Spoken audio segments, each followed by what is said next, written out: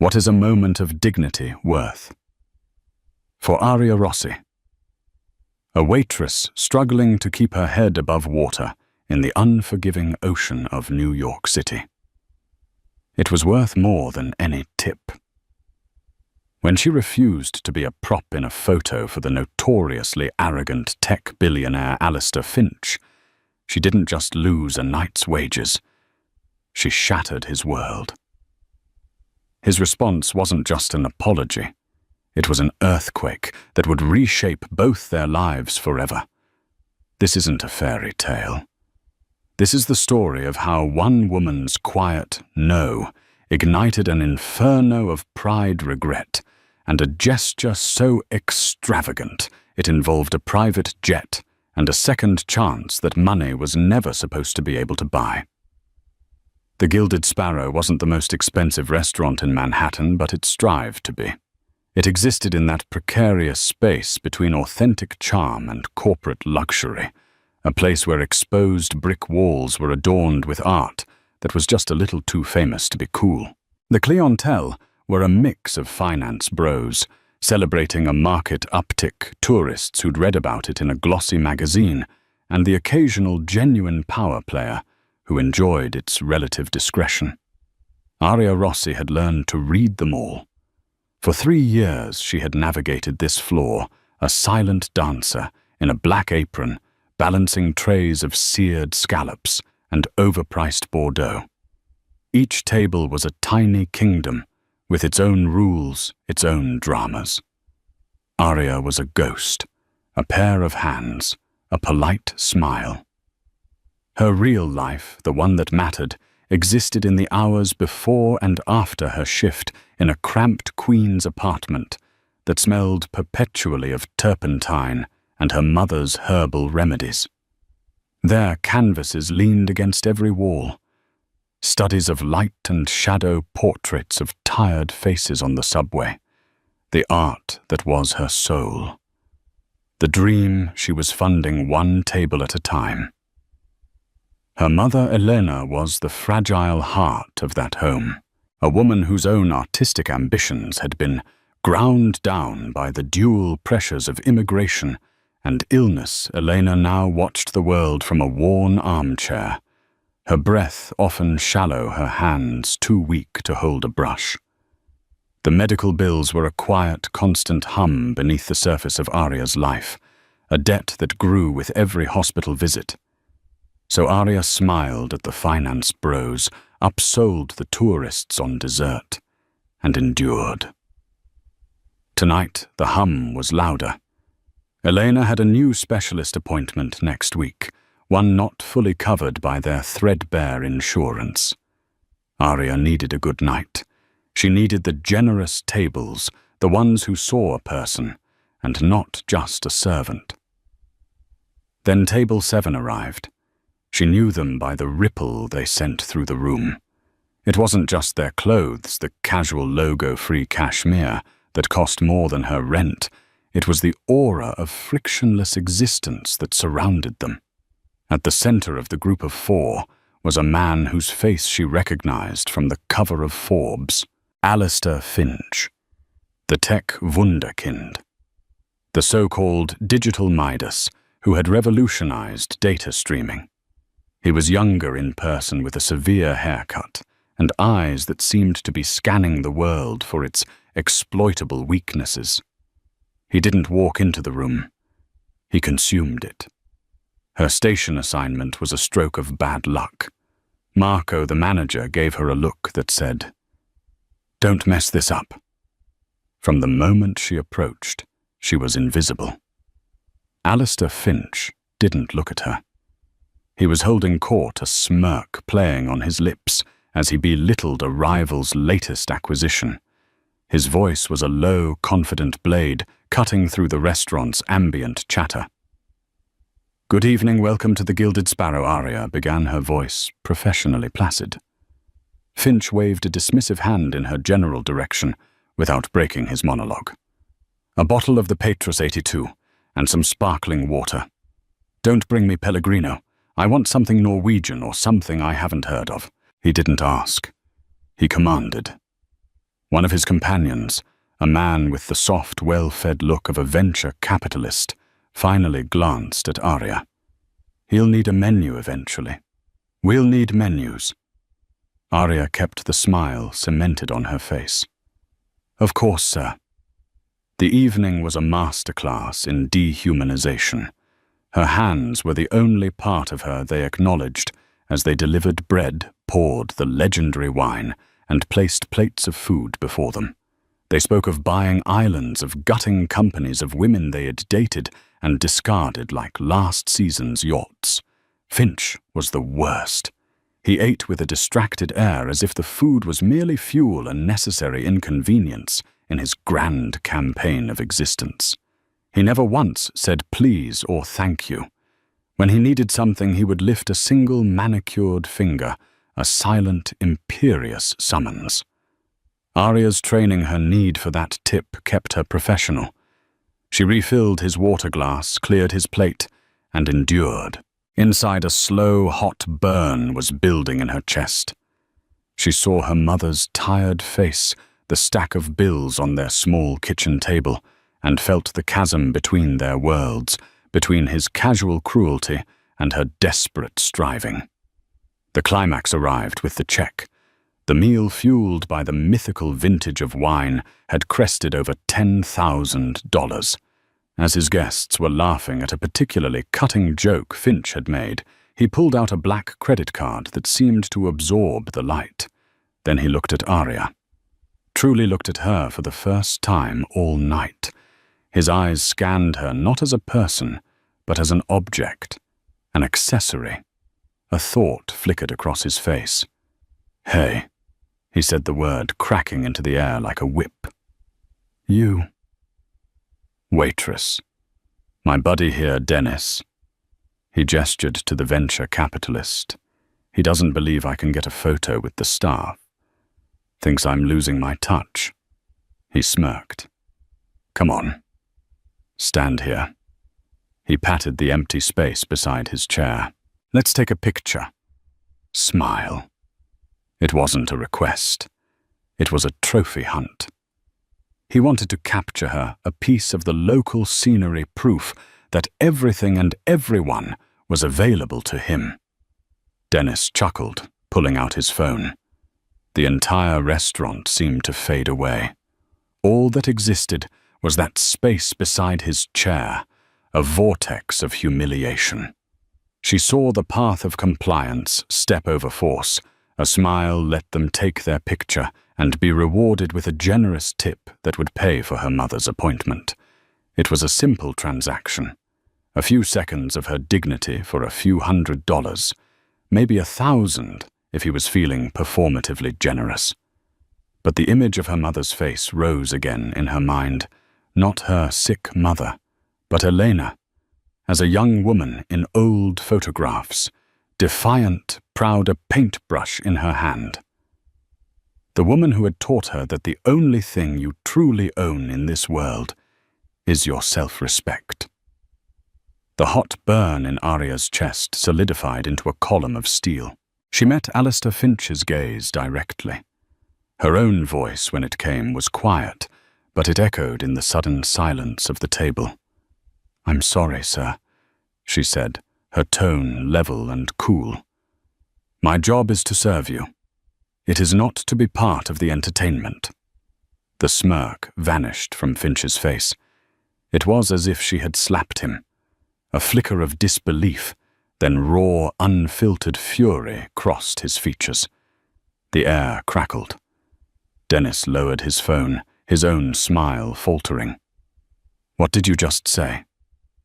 Finch's voice was dangerously low. "I cannot take a photo with you, sir.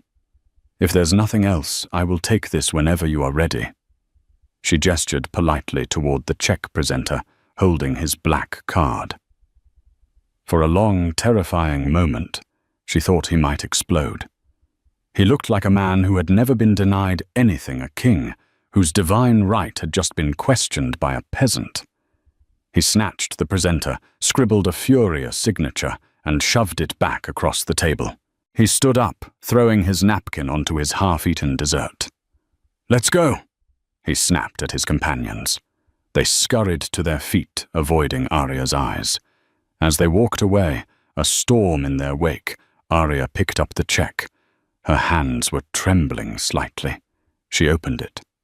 On the tip line, where a 15 or 20% gratuity would have been a small fortune, Alistair Finch had scrawled a single deliberate number, 0. And beneath it, 2 words, "Learn your place." Arya stood in a daze, the expensive leather of the check presenter, feeling like lead in her hands. She had won the battle for her dignity, but the war for her mother's health felt more hopeless than ever. Marco was already storming toward her from across the room, his face a mask of thunder. The night was far from over. Marco's office was a closet-sized space that smelled of stale coffee and desperation. He slammed the check presenter down on his cluttered desk. The sound echoed the slamming of a door in Arya's future. "Are you out of your mind?" he hissed. His face flushed. 0. He left 0. "Do you have any idea who that was?" "I do," Arya said, her voice still steady despite the tremor in her knees. "It doesn't change what he asked of me." "What he asked?" "He asked for a picture." "A picture." You smile for 2 seconds. We get a $2,000 tip, and the most powerful man in tech leaves here happy. He puts us on the map. Instead, you insult him. You insult me. He ran a hand through his thinning hair. "I have a mortgage, Arya. I have kids. We depend on the reputation of this place. A reputation you just set on fire for what?" "Your pride, my dignity," she corrected softly. "Your dignity doesn't pay the bills," he shot back. "Not mine, and certainly not yours." He pointed a shaking finger at the door. "You're on thin ice. One more complaint, one more issue, and you're gone. Now get out of my sight." Arya walked out of the office, the sympathy in her co-worker's averted eyes feeling almost as bad as Marco's anger. The rest of her shift was a blur of forced smiles and aching feet. Every table she served, she saw Finch's sneer. Every empty glass she filled, she felt the weight of that 0. The subway ride home to Queens was a descent into a cold sea of anxiety. The rhythmic clatter of the train wheels seemed to chant, "Learn your place, learn your place." What was her place? Was it here in this city that demanded you sell off pieces of yourself just to survive? The $2,000 she had thrown away would have covered the specialist a month of medication, a new coat for her mother. Was her dignity a luxury she couldn't afford? She let herself into the apartment quietly. Elena was asleep in her chair, a book fallen into her lap. The moonlight from the window cast her in shades of silver and grey, making her look even more fragile. A wave of guilt washed over Arya, so powerful it buckled her knees. She sank onto the floor, her head in her hands, and for the first time that night, she cried.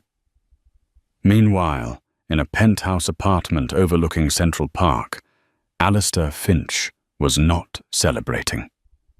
The adrenaline of his fury had faded, leaving behind a strange and unfamiliar residue humiliation. He stood before a floor-to-ceiling window, a glass of ludicrously expensive whiskey in his hand. The city lights spread out below him like a carpet of conquered jewels. He had built an empire on predicting human behavior on algorithms that knew what you wanted before you did. He understood the world in terms of transactions leverage and data points. The waitress did not compute. He replayed the scene in his mind. The quiet, unshakable refusal. The look in her eyes, it wasn't fear or even anger. It was pity.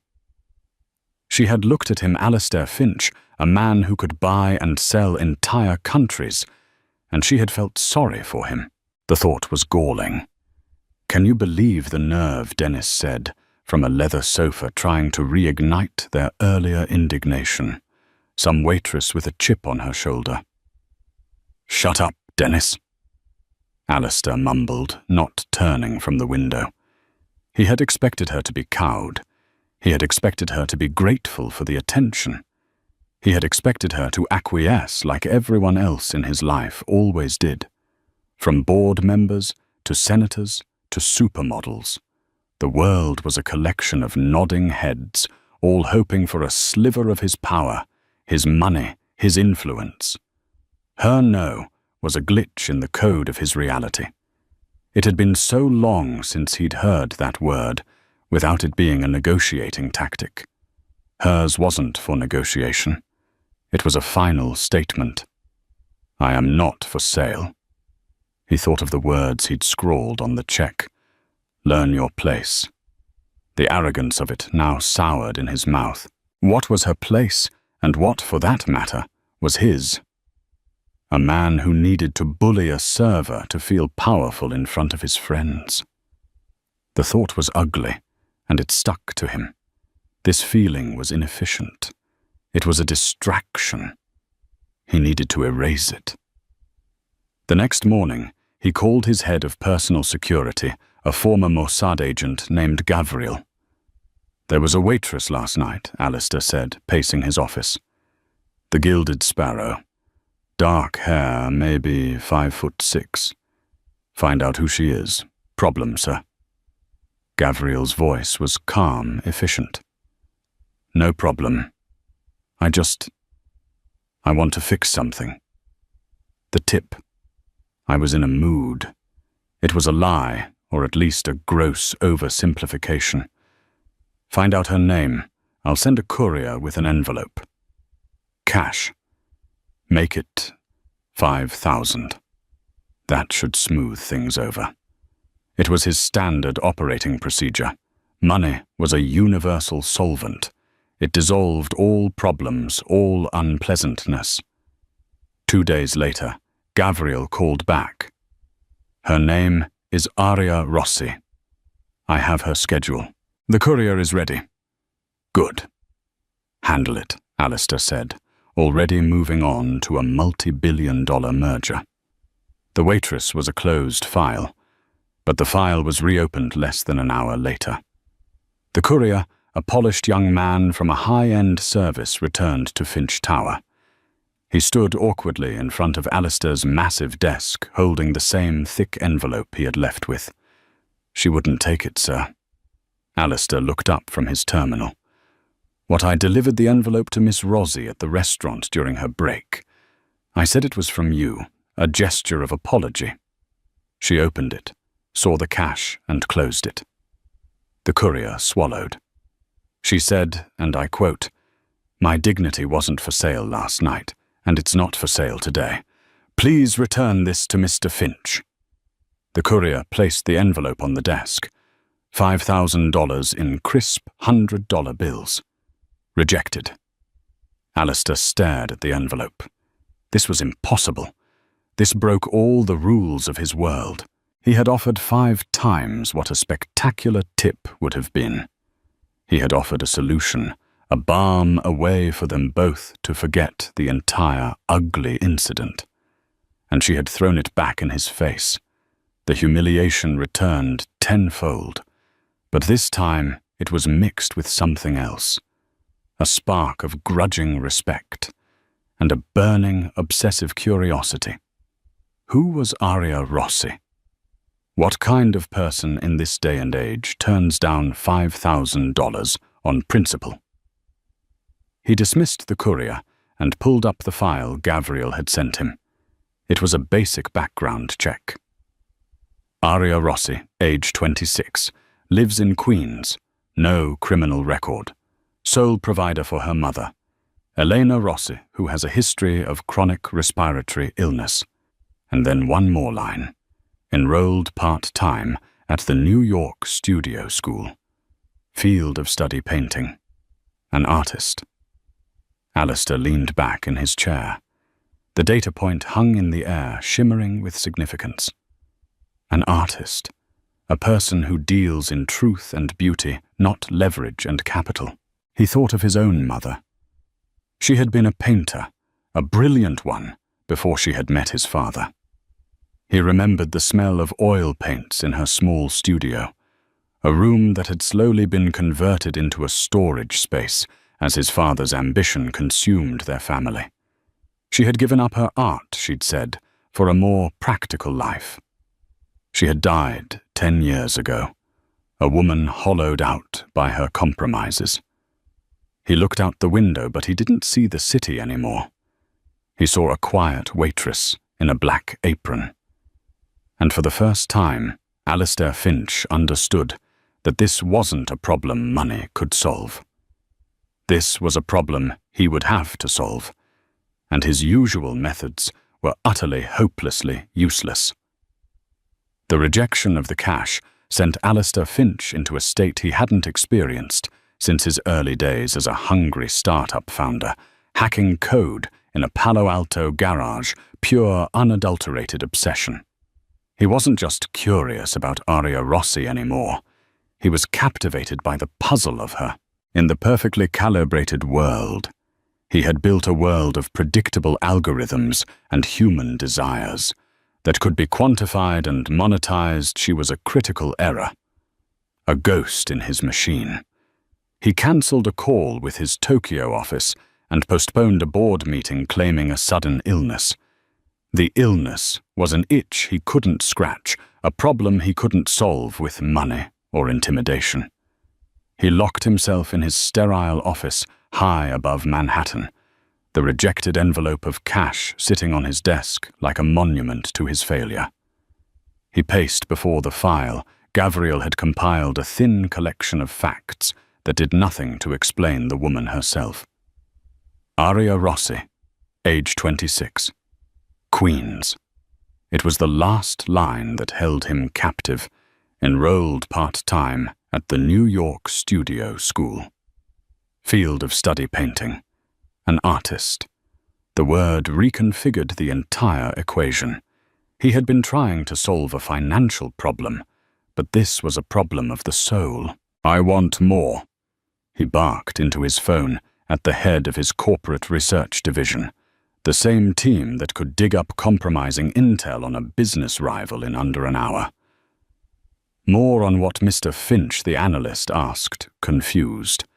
The team was currently neck-deep in due diligence for a multi-billion-dollar acquisition. The New York Studio School, Alistair snapped. Everything. Their history, their faculty, their endowment, their acceptance rate, their notable alumni, their programs. I want to know every grant, every prize, every opportunity they offer. I want to know what someone like her would dream about. For the next 24 hours, Alistair ignored his empire. A stream of data flowed to his terminal, and he consumed it with a feverish intensity. He learned about the school's fierce dedication to figurative art, its rejection of passing trends. He saw images of students working in stark, paint-splattered studios. And then buried deep within a digital prospectus, his team flagged it. The Florence Prize. It wasn't just a prize. It was a gateway. A 3-month, all-expenses-paid residency at a private studio in Florence, the cradle of the Renaissance. It offered mentorship from living masters and culminated in a showcase attended by Europe's most influential gallery owners. It was a career-making award, a jump from obscurity to legitimacy. The application deadline, he noted with a jolt, had been 2 days ago. A plan began to form in his mind, a grand, audacious design that was so far beyond a normal apology, it bordered on the divine, or perhaps the insane. It was the only language he knew how to speak, overwhelming brute force action. But this time, the force wouldn't be about buying compliance. It would be about creating an opportunity so perfect so tailored to her secret dreams that it couldn't be refused. He wasn't just going to apologize. He was going to rewrite her reality. He placed a call to his office in Zurich. "Get me Niccolo Moretti on the line," he commanded. Moretti was the ancient patriarch of a Florentine banking family, a man whose centuries-old fortune, Alistair's company, had dragged into the 21st century, saving it from collapse. Moretti owed him. More importantly, Moretti sat on the board of the Medici Arts Foundation, the quiet, powerful organization that funded the Florence Prize. The call was a masterclass in Alistair's unique brand of negotiation. "Niccolo, my friend." He began, his voice smooth as silk. He spoke of their shared successes, hinted at future collaborations, and then, with surgical precision, he pivoted. He spoke of a once-in-a-generation talent, a young artist whose portfolio had been tragically delayed by personal hardship. He painted a picture of raw genius on the cusp of being lost. He didn't ask for a favor. He framed it as a chance for Moretti's foundation to discover the next great artist. By the end of the call, the reluctant, grumbling patriarch had agreed to make a call of his own. A single unofficial late submission would be granted a private review by the head curator himself, the notoriously discerning and difficult Signor Vianello. Next, he called his executive assistant, Evelyn. She was a woman in her late 50s, with perfectly coiffed grey hair and an unflappable demeanor, born from a decade of managing his chaotic world. She was the only person on his staff who wasn't terrified of him. "Evelyn," he said, his voice charged with an energy she hadn't heard in years. "I need a Gulfstream G650, ready to fly to Florence tomorrow. And I need you to do something for me. Personally." He paused. "I need you to go to a restaurant called the Gilded Sparrow.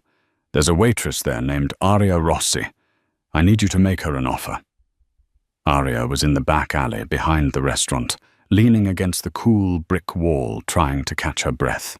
The dinner rush had been brutal, and Marco had been riding her all night, his resentment a palpable force. When another server told her she had a visitor, her heart sank. She pictured another slick courier, another envelope, another test of her resolve. But the woman waiting for her in the restaurant's small, dimly lit lobby was not a courier.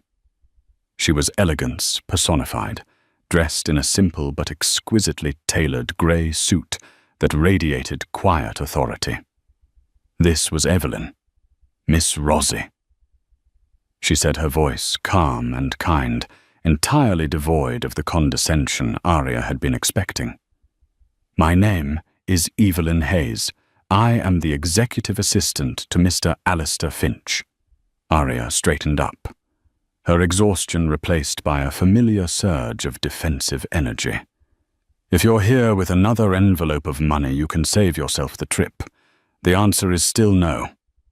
Evelyn gave a small, understanding smile that crinkled the corners of her eyes. "I'm not. And Mr. Finch apologizes for his crassness. He recognizes now that it was the wrong approach, an insulting one." She paused, her gaze direct and respectful. "He sent me to offer a different kind of apology." Aria remained silent. Her arms crossed a wall of skepticism. "Mr. Finch is aware of your studies at the studio school." Evelyn continued, her tone even. "He is aware of your talent. And he is also aware that the application deadline for the Florence Prize has just passed." Aria's breath caught in her throat. Her heart gave a painful lurch. The Florence Prize.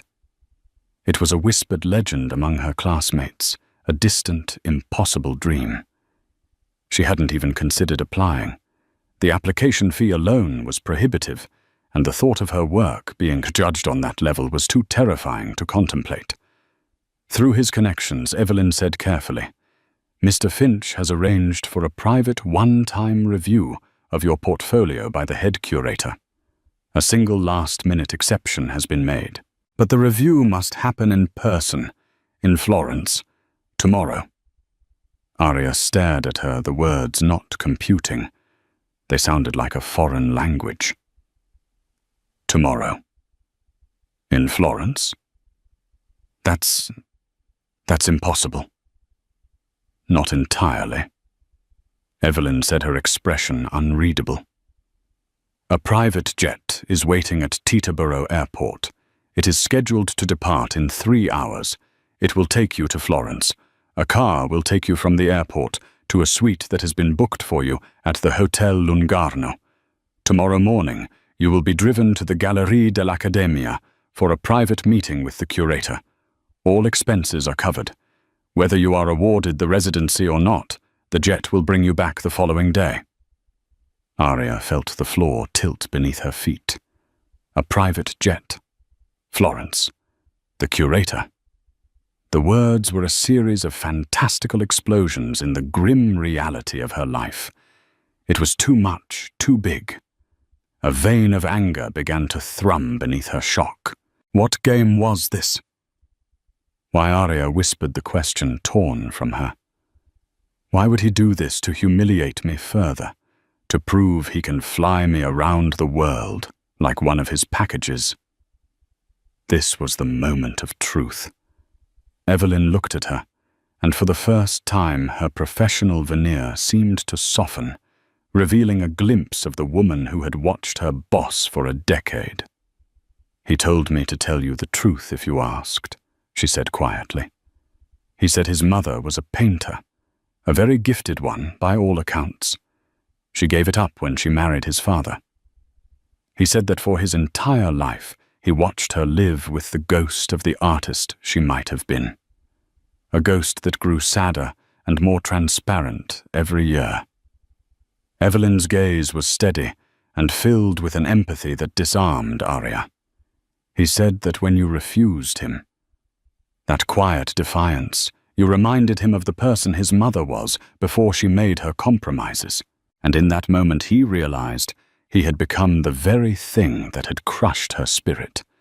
He had become his father, a man my boss has never respected." She paused, letting the words sink in. "He said this isn't about buying your forgiveness. He knows he can't.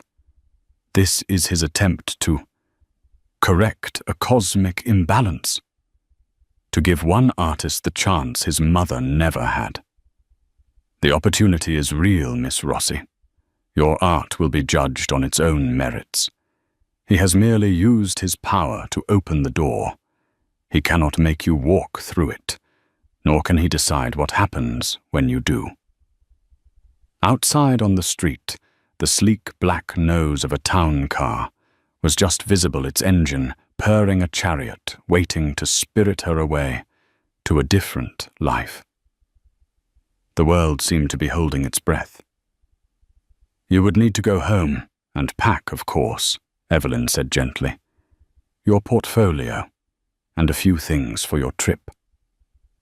Arya's mind was a maelstrom. Her mother. Her job, a job she would lose instantly. The risks were immense. But Florence, a private review. The dream she had only ever allowed herself to have in the darkest hours of the night when she was alone with her canvases. It was insane.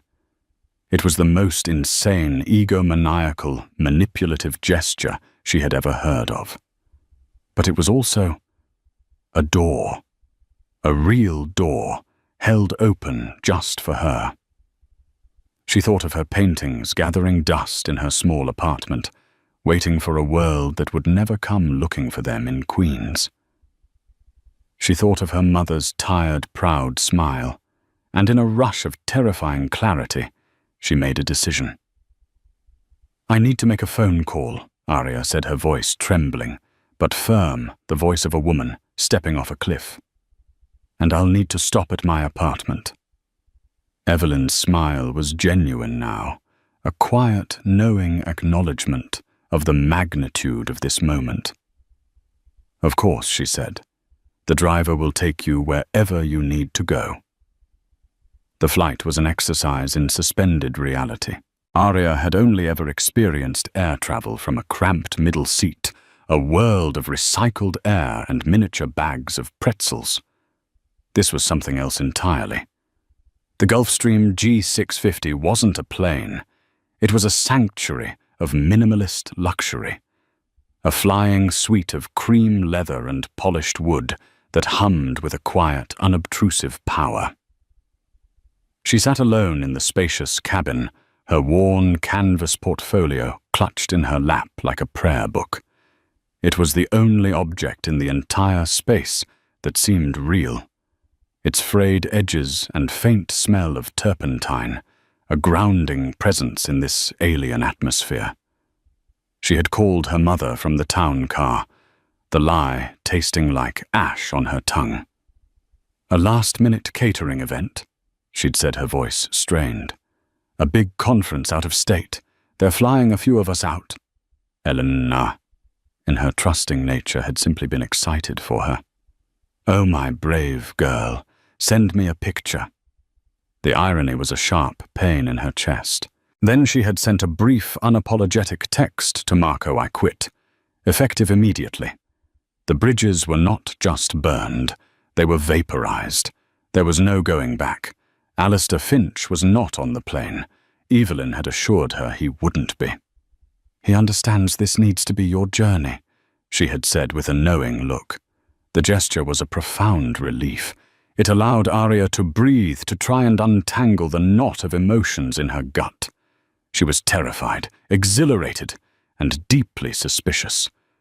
As the jet sliced through the deep blue of the night sky, she dared to open her portfolio under the soft, directional cabin lights. Each piece was a page from her life. There was the charcoal sketch of the old man sleeping on the F train, his face a road map of a hard-lived life. The quick oil study of sunlight hitting a grimy fire escape, turning rust and concrete into something momentarily beautiful. The faces of her neighbors, her co-workers, the ghosts of the city. Was any of it good enough?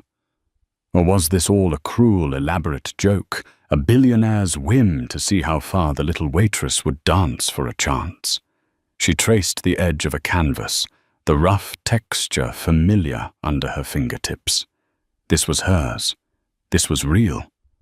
Whatever happened next, this art was her truth. She landed in Florence as the sun was rising, the first rays of dawn painting the sky in hues of rose and pale gold, spilling over the distant hills. The air that greeted her on the tarmac was different from the damp chill of a New York morning. It smelled of cypress, damp stone, and something ancient and sweet like history itself. The Hotel Lungarno was a dream of effortless Florentine elegance. Her suite overlooked the Arno, the Ponte Vecchio bridge, glittering like a treasure chest just beyond her window. She stood frozen in the middle of the room, a space larger than her entire queen's apartment. She felt like an imposter, a trespasser in a fairy tale written for someone else. For a wild moment she thought of calling Evelyn and telling her it was all a mistake, that she was going home. But where was home now?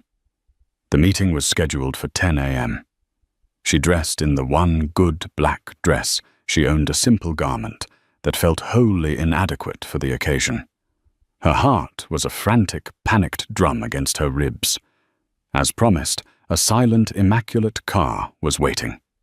It didn't take her to the grand main entrance of the Gallerie dell'Accademia, already swarming with tourists, but to a quiet, unmarked side door. A stern-looking woman with a severe bun greeted her by name and led her inside.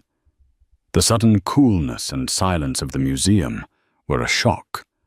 They walked through hushed marble corridors, her sensible shoes echoing softly in the cavernous space. The walls were lined with Renaissance masterpieces, saints and nobles, whose painted eyes seemed to watch her with an unnerving centuries-old wisdom. She felt the weight of all that genius, all that history pressing down on her. How could her small, scrappy art, from the streets of Queens, possibly belong here? Finally, the woman stopped before a heavy, ornate wooden door and pushed it open, gesturing for Arya to enter. She stepped into a private sunlit viewing room, and her breath caught in her throat. Standing by a tall window silhouetted against the bright Florentine morning was not the curator. It was Alistair Finch. He was not the man from the restaurant. Gone was the severe power suit, the arrogant smirk, the air of a predator. He wore a simple dark sweater and trousers, and as he turned from the window, the expression on his face was one of deep, undisguised nervousness. He looked younger, more human, and profoundly out of his element. Arya froze in the doorway, her knuckles white where she gripped her portfolio. A wave of anger, cold and sharp, washed over her. A trap. It was all a trap. Miss Rosie. Arya. He said, his voice softer and deeper than she remembered. It lacked its previous cutting edge. Thank you for coming. I know this is unorthodox. Where is the curator? She asked, her own voice tight and cold, a shield against the flood of her emotions. He is waiting. Signor Vianello is in the next room, Alistair said quickly, taking a half-step forward before seeming to think better of it. But I asked for 2 minutes of your time first. Please, if you'll allow it. She said nothing, just stood her ground, her silence a challenge. He took it as the reluctant permission it was. He took a deep, unsteady breath. I need you to know I didn't do this to ambush you or to force you to speak with me. I would have understood completely if you had said no to Evelyn. I needed to apologize. Properly, face to face, without the power dynamics of a restaurant or a courier. He walked a few steps closer, but maintained a respectful distance, his hands shoved awkwardly into his pockets. What I did at the restaurant was inexcusable. It wasn't just arrogance. It was weakness. It was cruel. There is no justification for it. The money I sent. He shook his head, looking down at the floor. That was even worse. That was my coward's way out. My attempt to erase you, to turn you back into a transaction I could complete and forget. I see that now. He finally looked up, and his eyes, stripped of their usual armor, were startlingly direct. When you refused the money when Evelyn told me about your art, it was like a lightning bolt. My mother, she had a studio much like the spaces you must work in, filled with light and the smell of paint. Before she married my father, she was fierce. She painted truths, but my father's world, the world I built for myself, it grinds down people like that. It rewards compliance. It files off the sharp edges. And I became its perfect polished product. His voice cracked a tiny fissure in his composure. That night you didn't just refuse to take a photo. You held up a mirror, and for the first time in years, I saw the man I'd become. A cheap bully in an expensive suit. A man my mother would have been ashamed of. And I couldn't live with that image. He gestured with his chin toward her portfolio. This isn't a gift. It's a debt. A debt I owe to her memory, and a debt I owe to you for showing me something true in a life that has become entirely synthetic. Signor Vianello is waiting. He is sharp, he is difficult, but he is fair. He will judge your work for what it is. I have done nothing but open a door that my influence allows me to open. What happens next?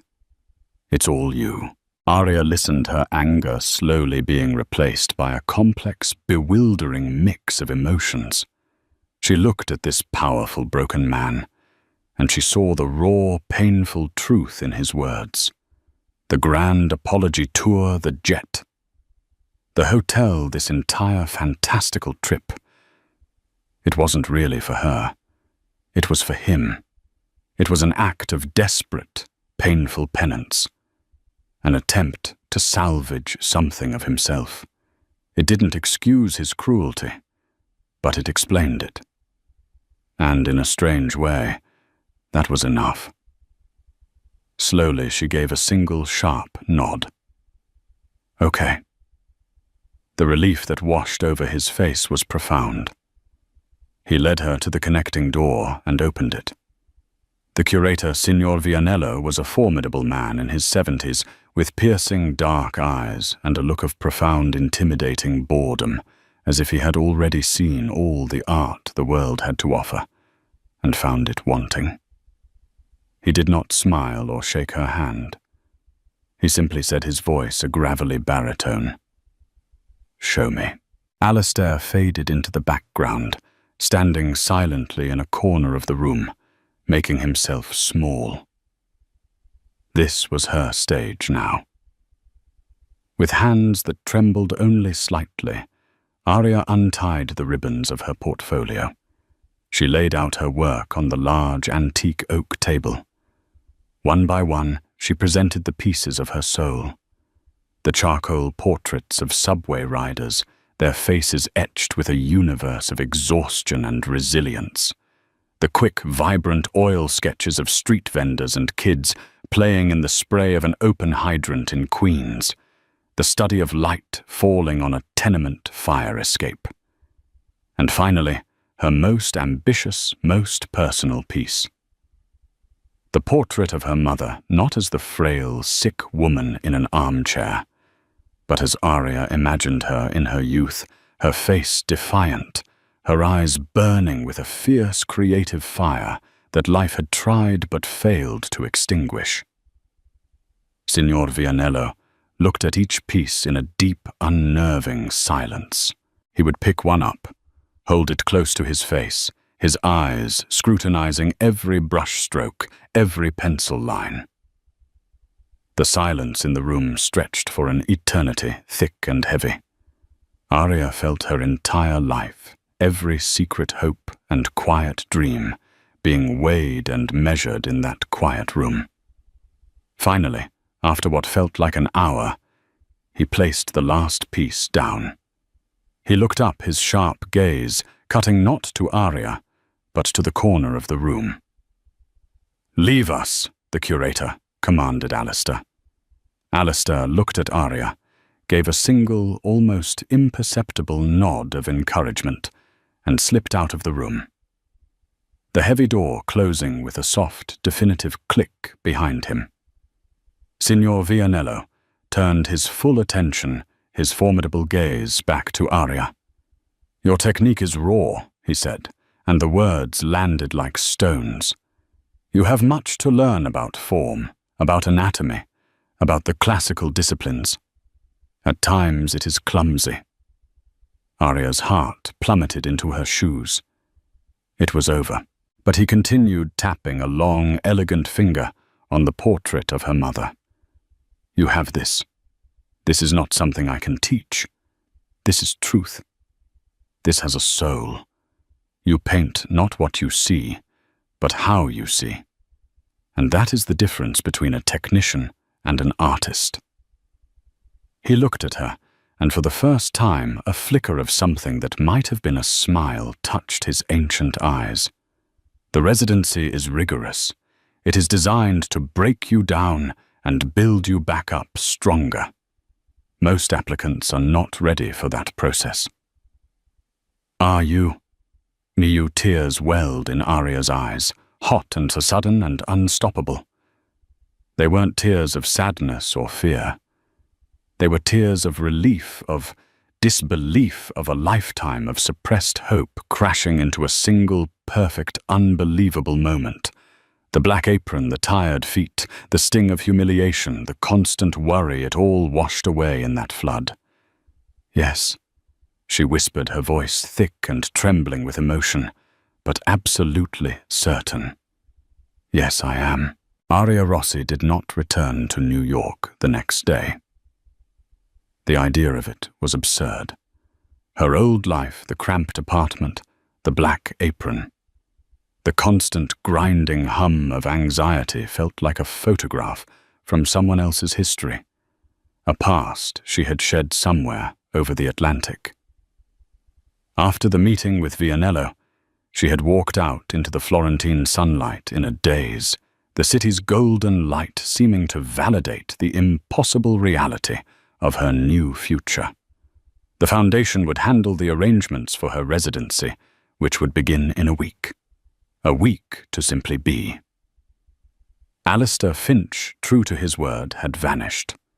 She returned to the opulent hotel suite overlooking the Arno, half expecting some new grand gesture, another confrontation, or perhaps a demand for gratitude. Instead, there was only silence and a single crisp envelope resting on the polished desk. It was from Evelyn. Inside, there was no flowery prose, just a typed sheet of paper. It detailed the generous stipend that came with the Florence Prize, a sum that made Aria's head spin. Below that was the name and contact information for Dr. Anya Sharma, one of New York's leading pulmonary specialists. Beneath the name was a short, simple line: "Dr. Sharma is expecting your mother's call. The initial consultations and a full year of treatment have been taken care of." That was the gesture that finally broke through Aria's defenses. It wasn't the private jet, the lavish hotel, or even opening the door to the prize. It was this quiet, practical, and profoundly respectful act. He had listened. He had understood that her primary worry wasn't for herself but for her mother. He had addressed the root of her struggle without making a spectacle of it, without demanding anything in return. It was an apology written not in dollars, but in genuine consideration. Sitting in that magnificent room, Aria finally cried, not with guilt or anxiety, but with the overwhelming relief of a burden lifted. The 3-month residency was both a crucible and a rebirth. The studio, smelling of old wood, linseed oil, and turpentine, became her sanctuary and her training ground. She worked from dawn until long after the sun had set, surrounded by the ghosts of Renaissance masters whose work lined the city's galleries. Her instructors were relentless. They dismantled her raw, self-taught instincts, forcing her to see the architecture beneath the surface, the science of color, the discipline of form. They broke her down, and piece by piece, she built herself back up. Her soul, the truth Signor Vianello had seen, was now being armed with a powerful new language, a vocabulary of skill to match her passion. One evening, scrolling through the news on a borrowed laptop, she saw a headline that made her pause. Tech titan Alistair Finch steps down as CEO. The article detailed his transition to a less operational role on his company's board, citing a desire to launch a new foundation dedicated to philanthropic ventures in arts and education, established in his late mother's name. Aria stared at the screen, a strange sense of parallel journeys settling over her. While she was rebuilding herself in Florence, he was attempting his own form of reconstruction in New York. He was rewriting his own code. Her showcase at the end of the residency was the culmination of it all. The gallery was filled with the low murmur of influential voices, critics, collectors, and curators from across Europe. Aria stood in a corner, her heart hammering as they moved through the room, studying the work of the residents. Her collection was titled Portraits of Dignity. It was a series born from her past, but forged in her present. The faces were no longer just tired. They were imbued with a quiet nobility she had learned to see, and at its center was a haunting, semi-abstract painting. It depicted the ghost of a sneer, a flash of arrogant cruelty, dissolving into a background of fractured gold and shadow. It was a memory of a gilded restaurant, of a man who couldn't see past his own reflection. A gallery owner from Berlin, a sharp woman named Ingrid, stood before it for a long time. "This one," Ingrid said, finally turning to Aria, her eyes alight with understanding. "There is a story here, a painful one. But the artist is not the victim. The artist is the survivor." She extended a hand. "I want to offer you a solo show in my Berlin gallery." 6 months after that fateful night at the Gilded Sparrow, Aria was living in a small, light-filled studio of her own in Florence, a city that now felt more like home than Queen's ever had. The smell of turpentine was no longer one of desperation, but of pure, joyful creation as she prepared for her Berlin show. Her mother, thriving under Dr. Sharma's care, was planning her first ever trip to Europe to see it. One afternoon, a postcard arrived in her mailbox. The image on the front was a painting she didn't recognize, a beautiful, fierce, and deeply personal work by an obscure female artist from the 1960s. It was charged with unspoken longing and defiant strength. She turned it over. The handwriting was neat, precise, and unfamiliar. "Aria, I saw this and thought of you. It was my mother's favorite. She would have loved your work. Thank you. Alistair." There was no return address, no grand signature, no hint of where he was or what he wanted. Just that. A simple, quiet connection. A shared appreciation for a piece of art. An acknowledgement. Aria smiled, a real unforced smile that reached her eyes. She pinned the postcard to the wall above her easel, right next to a recent beaming photograph of her mother. Alistair Finch had sent a private jet to apologize, a gesture of almost absurd power and wealth. But in the end, the true apology, the one that had finally settled the debt between them, had arrived on a flimsy piece of cardboard. It wasn't about money or power. It was about seeing. He had finally learned to see her, not as a waitress to be used or an obstacle to be overcome, but as an artist. And in doing so, he had given her the space to become the person she was always meant to be. Her future was not a gift from him. It was her own masterpiece, a vast, waiting canvas she was now finally free to paint however she chose. In the end, this was never a story about a waitress and a billionaire. It was about two people trapped in cages of their own making, Aria by circumstance, Alistair by his own character.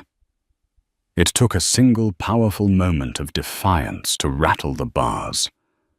Aria's story reminds us that our dignity is the one currency that can't be devalued, and that sometimes the most powerful thing you can say is a simple, quiet no. Alistair's journey shows that it's never too late to confront the person you've become and fight to be better.